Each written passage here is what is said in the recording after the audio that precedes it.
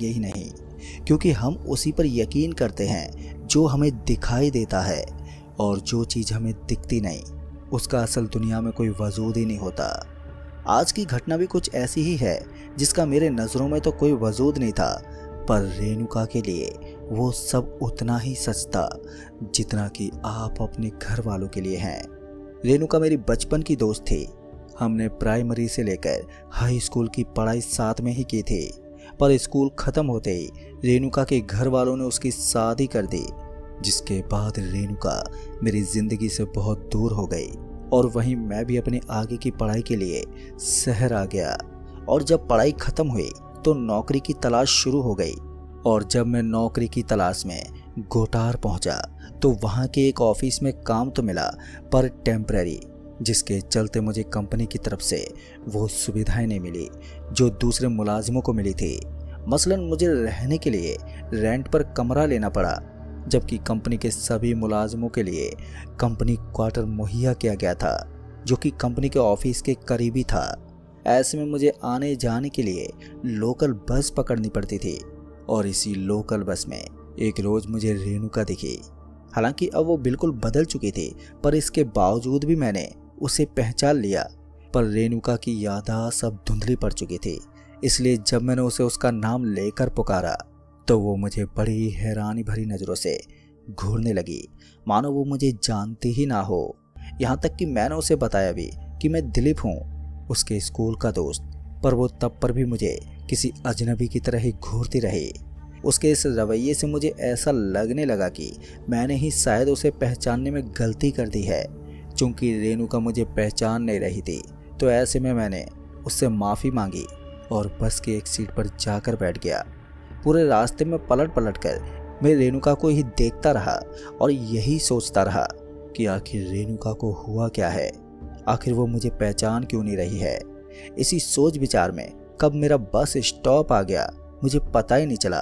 और जब अगली सुबह फिर से मुझे उसी बस में रेणुका दिखी तो इस बार मैंने उसे अनदेखा कर दिया और खाली पड़ी सीट पर जाकर के बैठ गया। हालांकि मेरा एक ध्यान रेणुका पर ही था, पर मैं उसे जबरन कुछ याद दिलाना नहीं चाहता था। और जैसे मेरा बस स्टॉप आया तो वैसे ही मैं नीचे उतर गया। पर जब मैंने देर रात घर लौटने के लिए बस पकड़ी तो रेणुका फिर से बस में दिखी, पर इस बार उसके चेहरे पर गहरी उदासी झलक रही थी। उसके उदास चेहरे को देखकर मेरा एक मन हुआ कि उससे उसकी उदासी का कारण पूछ ही लूं। पर इससे पहले मैं रेणुका से कुछ पूछता कि किसी ने मेरा हाथ पकड़ते पीछे खींचा और रेणुका की तरफ इशारे करते बोला, तुम्हें मालूम नहीं है कौन है वो? अभी मैं उस आदमी से कुछ कहता कि उसने मेरा एकदम से हाथ छोड़ दिया और बस ड्राइवर को तुरंत ही बस रोकने को बोला। उसके ये कहते ही बस ड्राइवर ने भी फौरन ही बस रोक दी और बस के रुकते वो आदमी वहीं नीचे उतर गया, जबकि वहां ना तो कोई बस स्टॉप था और ना ही कोई गांव मोहल्ला। फिर उस आदमी के यूं अचानक ही बस से उतर जाने के चलते मैं थोड़ा सा घबरा गया, इसलिए मैंने रेणुका से बात करने का इरादा बदल दिया। फिर जब मेरा बस स्टॉप आया तो मेरे बस से उतरते ही रेणुका भी बस से नीचे उतर गई और बस से उतरने के बाद कुछ पल के लिए मेरी नज़रें रेणुका पर ठहर गई। और जैसे रेणुका ने मेरा नाम लेते हुए कहा, अरे दिलीप, मेरी एक मदद करोगे?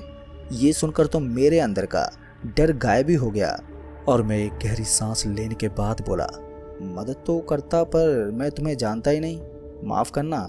इतना बोलकर मैं पीछे पलटा और आगे बढ़ गया, ये सोचकर कि वो अपने बर्ताव के लिए मुझसे माफ़ी मांगेगी। पर कुछ कदम चलने के बाद जब रेणुका ने दोबारा मुझे आवाज़ नहीं लगाई तो मैं उसे देखने के लिए पीछे पलटा तो मैंने पाया कि रेणुका वहाँ है ही नहीं। मैंने चारों तरफ निगाहें दौड़ाई पर वो कहीं भी नहीं दिखी। मैं कुछ देर के लिए हैरान तो हुआ, पर वहाँ काफ़ी अंधेरा था, शायद इसीलिए वो आंखों से तुरंत ही ओझल हो गई। ये सोचकर मैं वापस से अपने घर की तरफ चल पड़ा। अभी मैं कुछ आगे आया ही था कि फिर से रेणुका ने मुझे आवाज़ लगाते हुए कहा, तुम मेरी मदद नहीं करोगे? रेणुका की आवाज़ सुनते ही मैं एकदम से पीछे पलटा तो रेणुका ठीक मेरे पीछे खड़ी नजर आई, जो अब रो रही थी। उसकी आंखों से बहते आंसू और उसके बिलखते होठों पर नजर पड़ते ही मेरे अंदर दया का भाव जाग गया और मैंने रेणुका को जवाब देते बोला, हाँ हाँ क्यों नहीं, बिल्कुल मैं तुम्हारी मदद करूँगा, तुम बस रो मत। मेरे इतना कहते ही रेणुका ने अपने बहते हुए आंसू पोंछे और बड़े ही लाचारी भरी स्वर में कहा,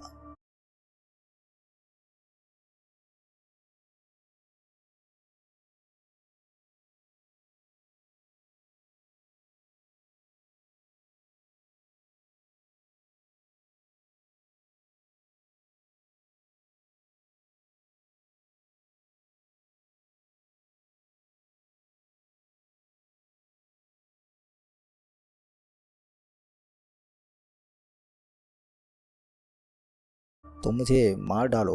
रेणुका की ये कहते मैं सकपका गया और उस पर चीखते हुए बोला, तुम पागल हो गई हो क्या? तुम होश में तो हो?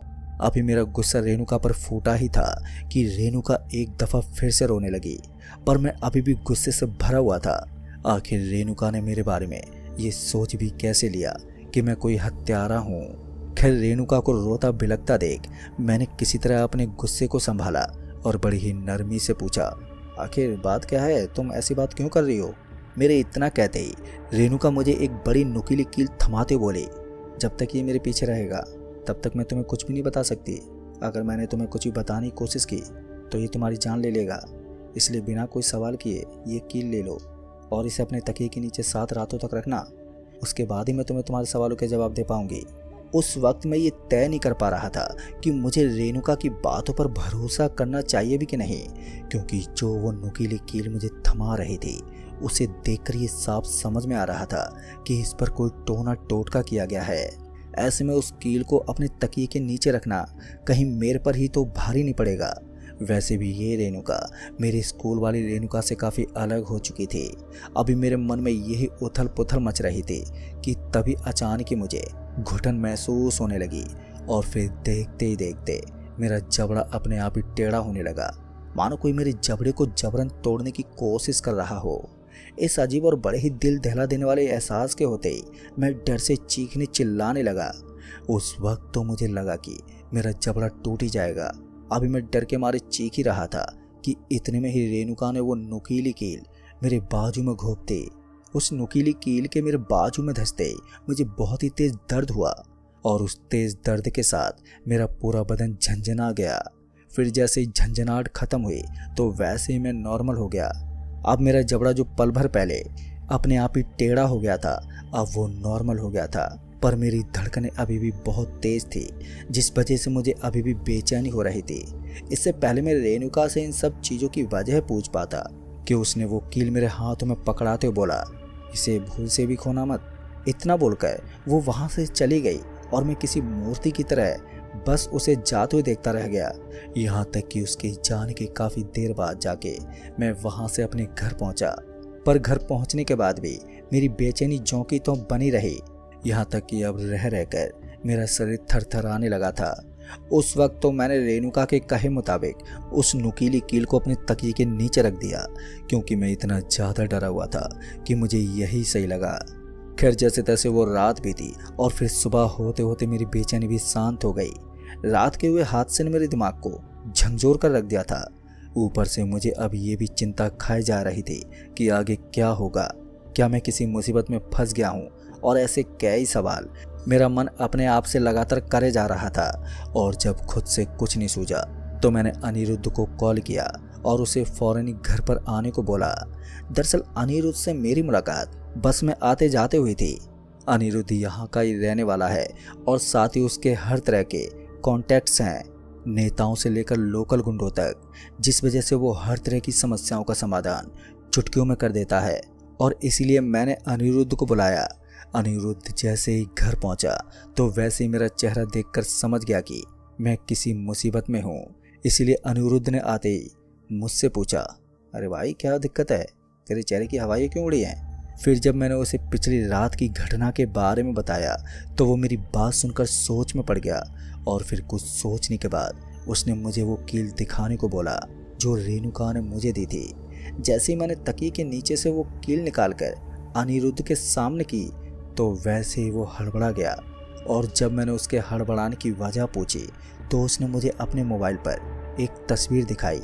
वो तस्वीर देखते ही मेरा गला सूख गया और माथे से पसीना बहने लगा। दरअसल वो तस्वीर एक मृतक की थी जो मेरी ही उम्र के नौजवान लड़के की थी, जिसके पैरों के दोनों तलवों में ऐसी कील गड़ी हुई थी जैसे कि रेणुका ने मुझे दी थी।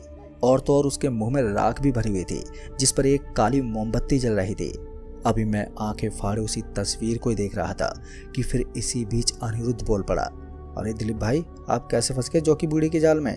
अनिरुद्ध के जौकी बूढ़ी का जिक्र करते ही मैंने उससे पूछा, ये कौन है जौकी बूढ़ी? मेरे ये सवाल करते ही अनिरुद्ध ने जवाब देते हुए कहा, ये जो तस्वीर है ना, ये जौकी बूढ़ी का 81वां शिकार है। जौकी बूढ़ी यहाँ की कुख्यात डायन है जो अपने काले जादू टोने के लिए जाने जाती है।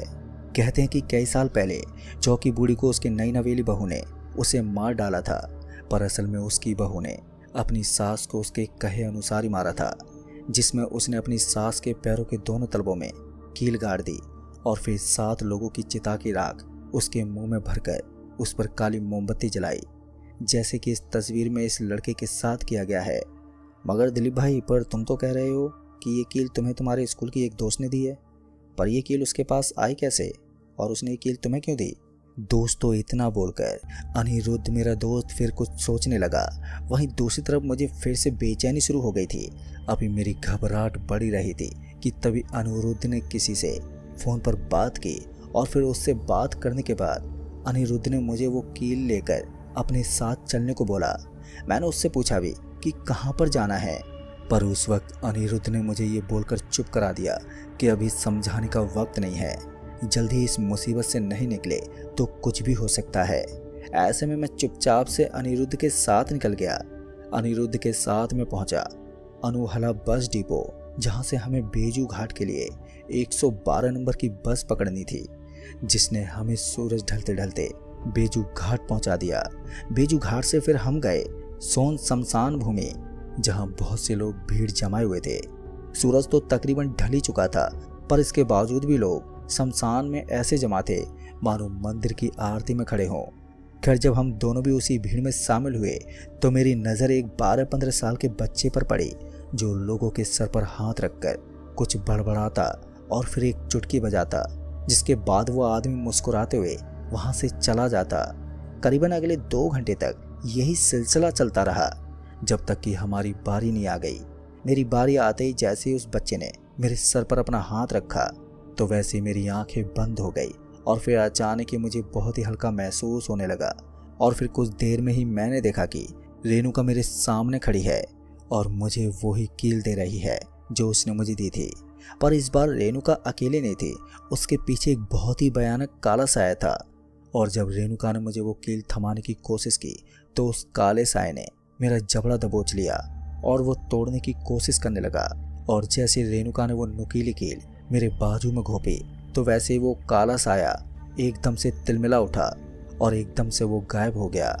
उसके गायब होते मैं शांत हो गया, पर अभी मेरी आंखों के सामने से सब कुछ रिपीट टेलीकास्ट चल ही रहा था कि तभी मुझे बहुत ही तेज चुटकी की आवाज़ सुनाई दी।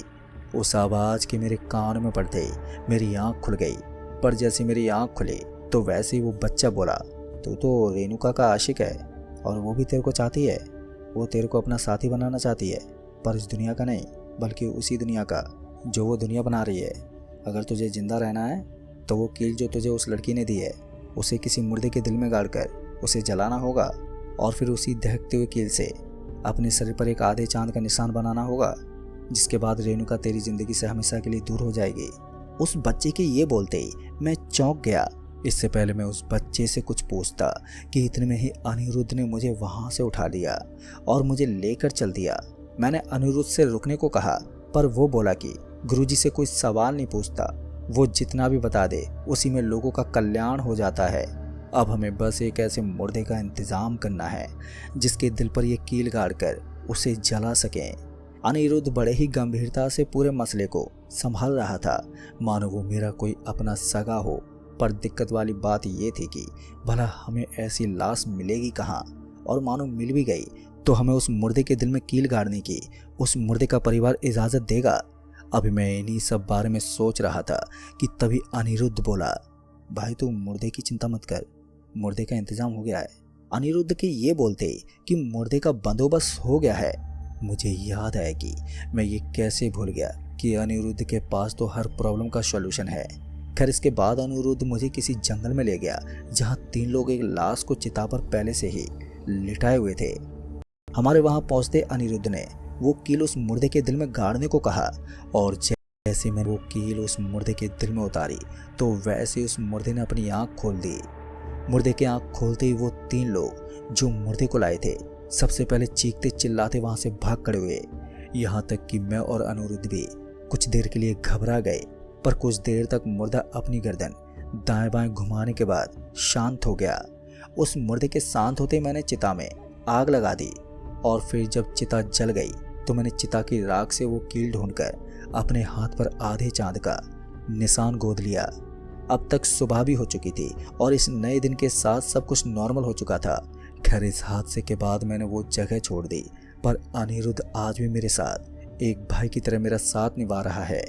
वैसे तो मैं रेणुका के माँ बाप से मिलने भी गया था, पर रेणुका का घर जो हमारे गांव में था वो अब उजड़ चुका था। उसके घर वालों का कोई अता पता नहीं था। पता नहीं रेणुका के साथ शादी के बाद क्या हुआ, वो मुझसे क्या चाहती थी, ये तो बस सवाल ही बनकर रह गया है। पर कुछ तो इस दुनिया में चल रहा है जो भले ही हमें नजर नहीं आता हो, पर वो मौजूद है और भगवान ना करे कि आपको उनकी मौजूदगी कभी महसूस हो। तो दोस्तों इस कहानी में बस इतना ही। कहानी आपको पसंद आई हो तो वीडियो को लाइक शेयर कमेंट जरूर कर दें। तो मैं आपका दोस्त राजकुमार जल्द ही मिलूंगा ऐसी एक और डरावनी भूतिया घटना के साथ। तब तक के लिए बाय एंड टेक केयर।